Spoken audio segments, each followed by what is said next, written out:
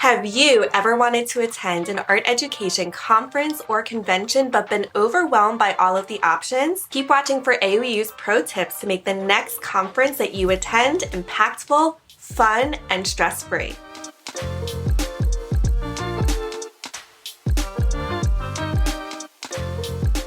Hi, my name is Shannon Loffer, and I'm the Dean of Enrollment Services at the Art of Education University. Okay, so my first tip for making the most of your conference is to power up because the days are long. And just when you think that you might have an early night, you won't because you'll meet somebody new or you'll get invited to something. And so my best tip is to eat healthy, get as much sleep as you can, make sure you eat a good breakfast, kind of like all of the cliche things, right? Like stay hydrated, bring a water bottle, keep extra waters in your room if you're using disposable water bottles, keep a couple granola bars in that new swaggy tote that you scored in the exhibit hall. All these things are going to help you feel better so that you can make it through, especially if this is a multi-day conference like an NAEA. My pro tip for coffee drinkers is to not rely on the hotel coffee bar. Everybody needs a cup of coffee at 8 o'clock in the morning before they head to their first session or the keynote. Either rely on your hotel room coffee or grab a couple iced coffees and toss them in the fridge. You'll thank yourself at 8 o'clock in the morning when you don't have to wait in the long line. And then you can grab a new cup of coffee, like a good cup of coffee, after the line dies down like 10 or 10:30. Hi, I'm Hillary Fieldsend, and I'm the art director at the Art of Education University. Attending a conference can be so fun and exciting,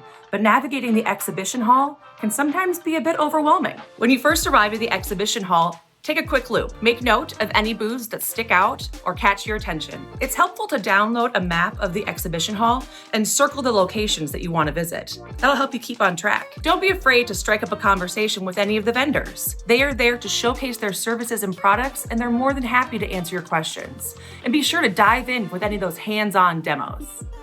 Hi art teachers, I'm Lindsey McGinnis. I'm the Media Content Manager here at AOEU. So my first tip to make the most of your virtual conference experience is to prepare all of the snacks. Make sure that you have everything that you need right at your fingertips because you're going to be at your desk or your computer all day long for maybe a few days in a row. One of my very favorite snack hacks is to put queso or your favorite hot dip into a mini slow cooker to keep it warm at your desk. It'll keep your queso warm all day, but if you're like me, it won't stay there for long. Hi, I'm Tim Bogatz. I'm the events director and the host of the Art Ed Radio podcast at AOEU. I have been to way too many conferences in the past 10 years or so. My first tip for making the most of your conference experience is to just focus on a topic or a couple of topics that are important to you. It's really easy to get overwhelmed by all of the offerings, all of the presentations that are going to be there. But if you can focus on just a couple of things, it's going to make your life so much easier. It's going to keep you from getting overwhelmed. So decide what's going to work best for you and then try and focus your attention on those particular presentations so you don't get overwhelmed by everything that is there. Hi everyone, I'm Janet Taylor. I'm a high school art teacher in the western suburbs of Chicago, Illinois, and I'm also the K-12 content specialist here at AOEU. I have two great tips for you when you are attending a virtual conference. Tip number one, prep your space. Find a space that is really comfortable. Comfortable chair, comfortable setting, and away from all the distractions. Then make sure that you have sketchbooks and art making supplies.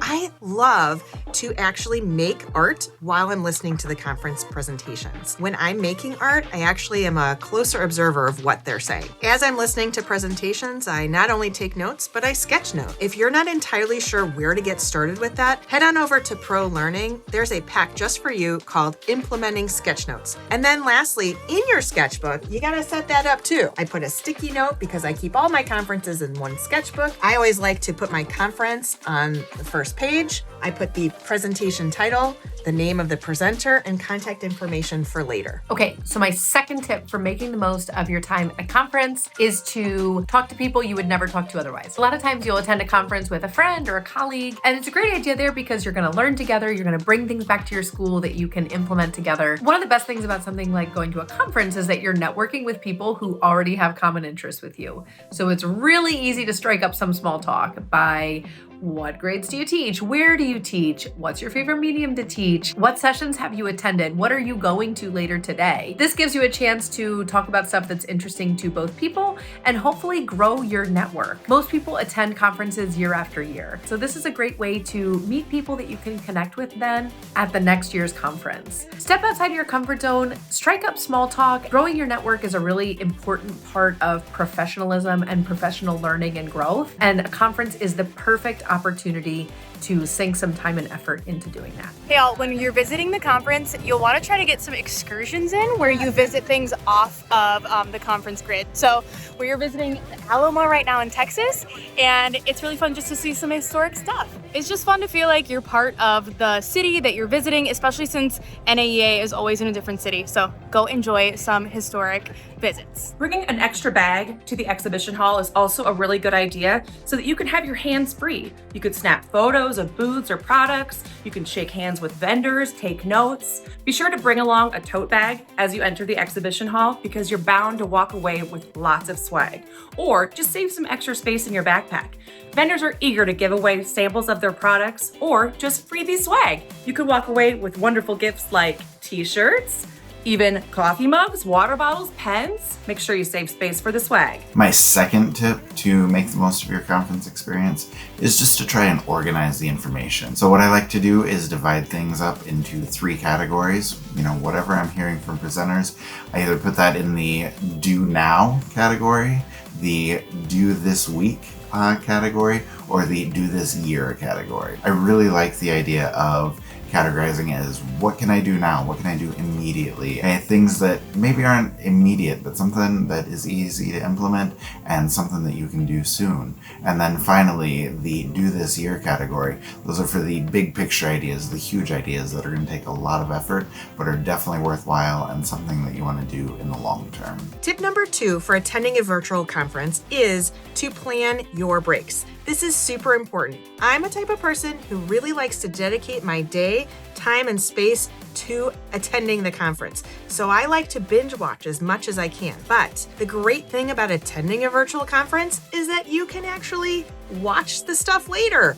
All the presentations are recorded so that you can access it at a later time. So schedule some breaks to do some stretching, maybe a little yoga, get outside for a walk and get some vitamin C. Just get away from the screen time.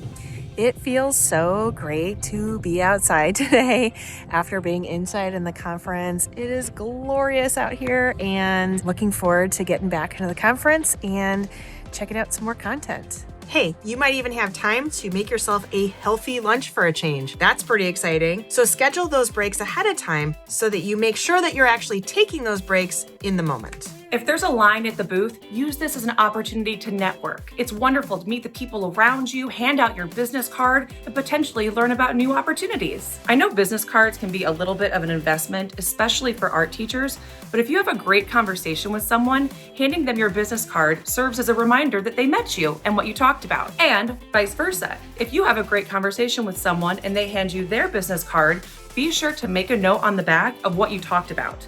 That way, at the end of the conference, when you're going through your stack of business cards that you collected, you'll remember what you talked about. Then, be sure to follow up. Build those connections and make that network bigger. You will also want to try and go to an art teacher meetup just to meet the people that you might follow on social media. So check it out. So you might be wondering, where do I find about an art teacher meetup?